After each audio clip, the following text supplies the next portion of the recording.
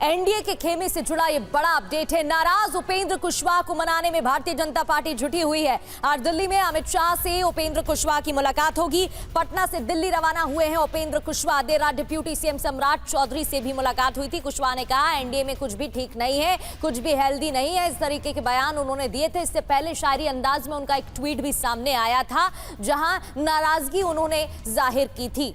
अब उनकी मुलाकात होनी है गृह मंत्री अमित शाह से। क्या उपेंद्र कुशवाहा के साथ साजिश हो रहा है? देखिए, क्वालिटी ऑफ सीट नहीं मिला है। This time nothing is well in NDA. Thank you. कुछ भी ठीक नहीं है। एनडीए से ही जुड़ी एक और बड़ी खबर है जहां चिराग पासवान ने उम्मीदवारों को सिंबल दिया और पार्टी के बिहार प्रदेश अध्यक्ष राजू तिवारी को मिला टिकट। गोविंदगंज से चुनाव लड़ेंगे राजू तिवारी। बखरी सुरक्षित से संजय पासवान को टिकट। गरखा से सीमांत मृणाल चुनाव लड़ेंगे। UEN Jaipur is a perfect target for prospective students aspiring for good jobs, good education with future-ready skills. तो एनडीए में सीट शेयरिंग पर घमासान तेज हो गया है। एनडीए में सीट शेयरिंग को लेकर जहां लग रहा था सब कुछ तय हो चुका है, वहां एक बार फिर से घमासान की शुरुआत। जेडीयू ने एलजेपीआर कोटे की 4 सीटों से उम्मीदवार उतार दिए हैं।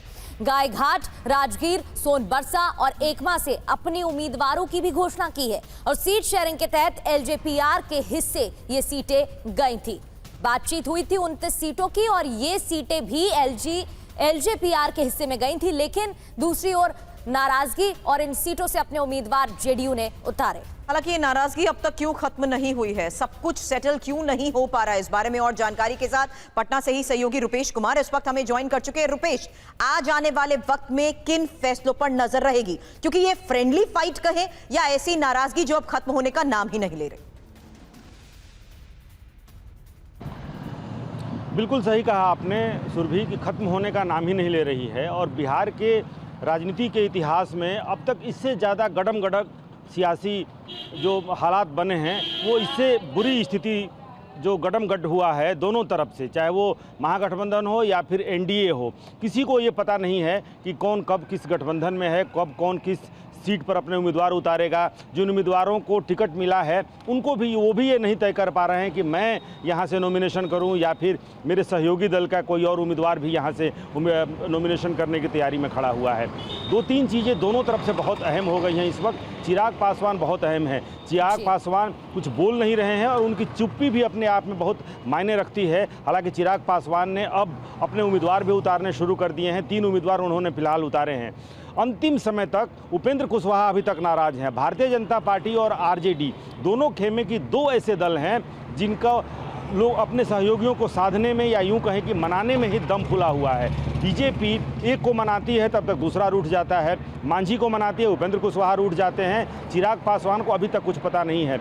चुनाव है बिहार में, कल वो थे चंडीगढ़ में, लेकिन फिलहाल वो उम्मीदवार अपने खड़े कर रहे हैं। उपेंद्र कुशवाहा को रात में 1:30 बजे तक समझिए कि बीजेपी के तमाम कद्दावर नेता उपेंद्र कुशवाहा के आवास पर थे। उपेंद्र कुशवाहा को मनाने की कोशिश हो रही थी। वो चाह रहे हैं कि वैशाली या फिर शाहाबाद की 2 सीटें जो हैं वो चाह रहे हैं जहां पर वो अपने उम्मीदवार, अपने परिवार के ही उम्मीदवार, अपने बेटे या बहू के लिए भी एक सीट वो चाह रहे थे। महुआ वो सीट भी चाह रहे हैं और शाहाबाद में भी एक सीट चाह रहे थे। जीतन राम मांझी ने कह दिया कि चिराग पासवान की जो 2 सीटें जो दी गई हैं मखदूमपुर और बोधगया, वहाँ पर हम अपने उम्मीदवार खड़े करेंगे, यानी वहाँ पर फ्रेंडली फाइट की स्थिति बन रही है।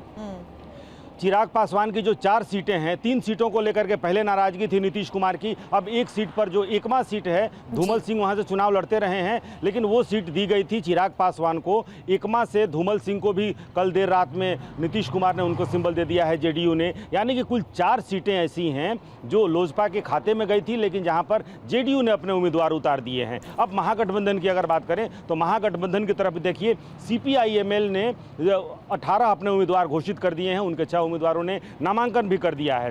सीपीआई ने भी 6 उम्मीदवार उतार दिए हैं और आरजेडी ने 71 अपने उम्मीदवारों को सिंबल दे दिया है। उसमें से जो पहले चरण के ज़्यादातर उसमें उम्मीदवार हैं और वो 71 तेजस्वी यादव समेत कई उम्मीदवार आज नामांकन भी दर्ज करेंगे। और जो स्थिति बनी है, कई ऐसी सीटें हैं जैसे घोसी है, 4 घोसी से सीटें एलजेपी, लेकिन जेडीयू ने उम्मीदवार उतार दिए हैं। वहीं पहली लिस्ट जारी होते ही उपेंद्र कुशवाहा का दिल्ली आना भी बड़े सवाल खड़े कर रहा है। इसी पूरी जद्दोजहद के बीच नाराजगी को किस हद तक खत्म किया जा सकता है या नहीं, ये आने वाले वक्त में भी साफ हो जाएगा।